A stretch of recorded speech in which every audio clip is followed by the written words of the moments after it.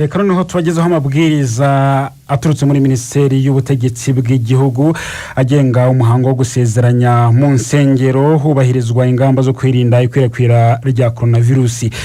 Dushingiye ku byemezo by'inama ya Minisitiri yo kwa 16 Kamena mu 2020, umwanzuro wa kabiri yemeye umuhango wo gushyingira mu nsengero ariko kwitabirwa n'abantu batarenze 30, igaha n'inshingano Minisiteri y'Ubutegetsi bw'Igihugu gutangaza amabwiriza arambuye kuri ingingo. Dushingiye kandi ku ngamba zashyizweho n'inzego z'ubuzima mu rwego rwo kwirinda kwiyakwira ry'icyorezo cya coronavirus, amabwiriza akurikira agomba kubahirizwa. Imiryango ishingiye ku myemerere igomba kugeza mu nyandiko ingengabihe y'abasezerana ku nzego zibanze, hano kuvuga umurenge, nibura iminsi 2 mbere y'uko umuhango uba. Gusezerana imbere y'Imana bishobora gukorerwa mu nsengero zujuje ibisabwa. Izindi nyubako zakira abantu harimo hoteli, amahema, sare n'ahandi hantu hafunguye. Usezeranya agomba kuba ahagarariye umuryango ushingiye ku myemerere wemewe.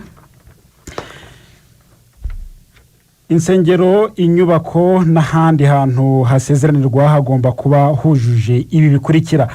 Inyubako isengerwamo igomba kuba isanzwe yemerewe gusengerwamo hashingiwe ku mabwiriza agenga inyubako zisengerwamo. Gusukura inyubako mbere na nyuma y'umuhango wo gusezeranya hakoreshejwe amazi meza n'isabune. Gushyiraho uburyo bwo gukaraba intoki, kandagira ukarabe n'amazi meza n'isabune cyangwa imiti isukura intoki izwi nka hand sanitizer. Hari kandi kwambara agapfukamunwa neza ku bantu bose baje mu muhango wo gusezerana. Gusiga nibura intera ya metero 2 hagati y'umuntu n'undi uretse hagati y'abasezerana. Mu gikorwa cyo gusezeranya, gusuhuzanya bahana amaboko no guhoberana cyangwa guhobera abageni birabujijwe keretse hagati y'abasezerana. Guhererekanya indangururamajwi, microphone n'ibindi bikoresho, urugero ibitabo by'indirimbo, Bibiliya, ikorowani, ibyuma bya muzika ntibyemewe. Gutanga amaturo bigomba gukorwa hifashishijwe ikoranabuhanga, mobile money services, money transfer n'ibindi. Gusengera abantu barambikwaho ibiganza birabujijwe. Kugira ngo duhamye ingamba zo kwirinda icyorezo cya coronavirus, turasaba ko igikorwa cyo gusezeranya nyirizina kitarenza isaha 1. Ibirori byo kwakira abatumiwe, reception, umubare w'abitabira uyu muhango ntugomba kurenga abantu 30 kandi hakubahirizwa amabwiriza yose yo kwirinda icyorezo cya coronavirus. Umuhango ugomba kubera ahantu habugenewe cyangwa hafunguye. Mu gihe bikorewe muri hoteli, nabwo abawitabiriye ntibagomba kurenga 30 kandi hakubahirizwa amabwiriza ajyanye no kwirinda coronavirus. Iyubahirizwa ry'amabwiriza, abayobozi b'inzego z'ibanze n'izindi nzego bafatanyije mu kwirinda coronavirus no gukumira ikwirakwira ryayo bagomba gukurikirana ishyirwa mu bikorwa ry'aya mabwiriza. Abafite inyubako zakira ibi birori, abayobozi n'abigisha b'idini, itorero ry'abasezeranyije bagomba gukurikirana iyubahirizwa ry'aya mabwiriza. Bikoreye Kigali kwa 18 Kamena 2020. Minisitiri w'Ubutegetsi bw'Igihugu Professor Shyaka Anastase ni washyize umukono kuri itangazo. Turi kumwe nawe hano muri studio za Radio Rwanda muri amakuru. Minisitiri, ikaze mu Radio Rwanda. Murakoze cyane arabiye kudutumira. Iyi ngingo irebana no gusezeranya ababagiye kubana ni ingingo n'ubundi abantu bagarukagaho cyane, ariko bibaza uburyo bigomba gukorwa. Ahangaha umuntu ashobora kwibaza, nyuma yo kwemerera gusezeranya imbere y'ubutegetsi, ubu ngubu hashyizweho aya mabwiriza, ikintu abantu bari kwibaza cyane no kuvuga ngo bari abantu 30 ni bande, bagizwe na bande ku buryo umubare 30 ushobora kuzura. Hari n'abavuga ngo 30 harimo abasezeranya n'abandi. Bundi bihagaze bite Minisitiri? Murakoze cyane. Ngira ngo abanyarwanda badukurikiye n'abandi badukurikiye twumvikane ku kintu kimwe. impamvu nyamukuru y'aya mabwiriza yose ni ukugira ngo nk'abanyarwanda nk'igihugu dushobore kwirinda iki cyorezo cya coronavirus. Turashyiraho amabwiriza meza atya kubera ko tugenda dukora, inzego zibishinzwe zikora isesengura n'isuzuma rigasanga tugifite ikibazo n'iki cyorezo gikomeje kugenda kigira abanyarwanda benshi gifata. Hariho duhera kandi twongereho ko ubuzima buruta byose, ibisigaye byose ari imihango yose ishoboka, ikibanze nuko turinda ubuzima. Ikibazo rero warubajije uti ni bande, twumvikane ngo n'abantu 30 abari bo baragenwa n'ababitegura. Niba ari mu rusengero, ubwo muri urwo rusengero harimo abantu 30, bashobora no kuba 15 ariko ntabwo baba 35. Abo bantu baba ari abaririmbyi, baba ari abasezerana n'imiryango yabo n'inshuti zabo, baba ari na padiri cyangwa na pastor cyangwa na umwigisha w'irindi torero ubasezeranya, ni gutyo byumvikana uko ari abantu 30 bemewe muri uwo muhango wo gusezeranya, barimo abo baza kugena. Nibashaka ko hazamo abaririmba, ubwo nabo bazajyamo. Ariko nagira ngo mbibutse ikintu dusubiye n'inyuma, banibuke ko mu nyubako z'ubutegetsi bwita bwa leta mu mirenge ho twavuga abantu 15. No kuvuga rero niba hari habaye 30, hatekerejwe ko icyambere insengero zizakira ibi birori zagomba kuba ari nini kurusha no ku murenge ungana. Icyo ni kimwe. Icya kabiri, nabo bantu bashobora kwiyongeraho, hiyongereho padiri cyangwa pastor, hiyongereho nde runaka, hiyongereho umuririmbyi n'umuhereza. Ibyo nabyo bishobora gutwara abo bantu biyongeraho, ariko ntibarenge 30, kandi naho bikorerwa hakaba hari naho hatanga ko bishobora gukorwa nta kibazo biteye. Abantu bagera mu kiliziya cyangwa se mu nsengero bitewe n'aho umuntu asengera, hari indi mihango wundi yabanza gukorwa nko gusaba no gukwa. Ahangaha abantu baribaza bati se ibyo ngibyo byo biremewe, cyangwa se umuntu ashobora kuva mu murenge agahita ajya mu rusengero ibyo ngibyo bitiriwe bikorwa? Ahangaha bimeze gute, kuko mu mabwiriza ntabwo bigaragaramo? Urakoze cyane. Ntabwo ari uko twabyibagiwe. Byo gukwa no gusaba, imihango ya kinyarwanda n'imigenzo ya kinyarwanda turayemera kandi tuzi akamaro kayo. Ariko ikibanze mwibuke nuko twatangiye, ngira ngo muribuka dutangira gusakirana na coronavirus, ibintu byose twarabihagaritse. Tumaze gutera intambwe tugenda tureba uko bigiye bimeze, tukareba ibyo dushobora kwizeza abanyarwanda ko no mu rwego rwo gushyira mu bikorwa twabizeza ko tuzabarinda aho ngaho batahandurira. Tujya ku murenge. Ubu ngo rero icyo twakoze ni ugutera intambwe kuvuga ngo hari nka imiryango usanga barasabye barakoye ariko bakaba bari barabuze umurenge. Icyo kibazo nuko twagikemuye. Turabanza twubahiriza amategeko, nibura abashyingirane mu rwego rw'amategeko, ariko ntabwo twigeze dushyiraho itegeko ngo hita ubikora. Igihe wumva ibintu byose bitarazura ukeneye ko wazabikora abantu babaye mu bukwe bwa hakazamo abantu benshi, twaba turetse n'ubundi aho bishoboka. Ariko igihe bidashoboka, niyo mpamvu twatanze ko abo bantu bajya mu murenge bagasezera, ariko nta tegeko rivuga ngo bikora uyu munsi. N'ubu rero niko twabigenje. Abanyarwanda bakomeje kuvuga batari ko nubwo mwadufunguriye tukaba twashakanye mu buryo bwemewe n'amategeko, nyamara twemera n'Imana, kandi pastor wacu cyangwa padiri yagombaga no kudusezeranya kugira ngo tubane no mu kwemera kwacu byuzuye. Iyo niyo ntambwe twateye. Ni ukuvuga rero ababa batarasaba ngo bakwe, inama twatanga bakwihangana, bakaba bihanganye kubera ko ubuzima buruta byose. N'aba bana tugiye gushyingira tubanze tunabarinde bakiri abasore, ubusore bwabo tuburinde. Ariko abiyo ntambwe yatewe, bakaba bavuga bati noneho dukeneye ko abana bacu babana kubera ko umwana twaramutanze. Abo niyo mpamvu twavuze tutireka abo bantu babe 15, nubwo bisanzwe mu kinyarwanda atari uko twabikoraga. Nibura 15 mu murenge abana basezerane, kubera ko ababyeyi bamaze kubyumvikanaho, imiryango yarabatanze, baramenyanye, nta gisigaye. Noneho na nyuma tugenda twuzuza iyo ntambwe.